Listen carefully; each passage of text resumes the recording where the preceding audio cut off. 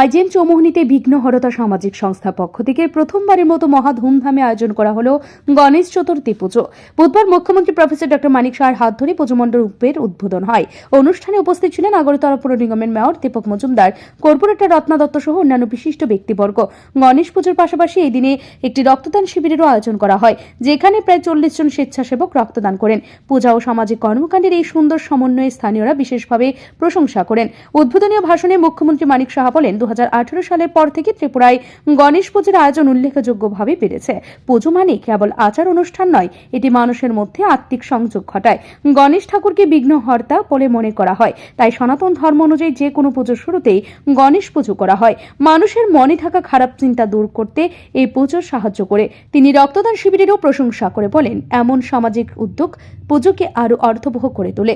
ধর্মীয় আচার অনুষ্ঠানের পাশাপাশি মানুষের জীবনের সেবায় এগিয়ে আসা সমাজের জন্য বড় দৃষ্টান্ত। ত্রিপুরাতে বিভিন্ন জায়গায় আজকে গণেশ পুজো হচ্ছে।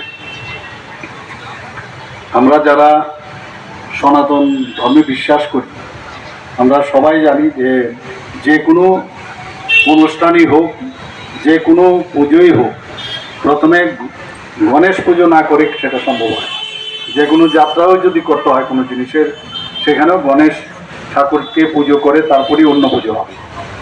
তার ইতিহাস আমরা যারা মাইথোলজি বিশ্বাস করি আমরা জানি যে এলিফ্যান্ট হেডে যিনি আমাদের গণপতি বাবা, তো ওনার ইতিহাস আমরা সবাই জানি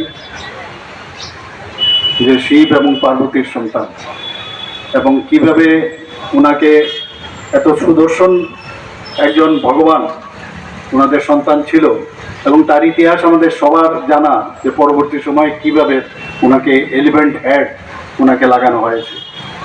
এবং তার জন্য যে কারণে শিবের দ্বারা এই যে কাজটি হলো, তার জন্য তাকে যাতে যে ক্ষতিপূরণ হিসাবে আমি বলবো, যেভাবে ওনাকে বললো যে এখানে যখনই পুজো হবে গণেশকে আগে পুজো দিতে হবে, তারপরে অন্য পুজো।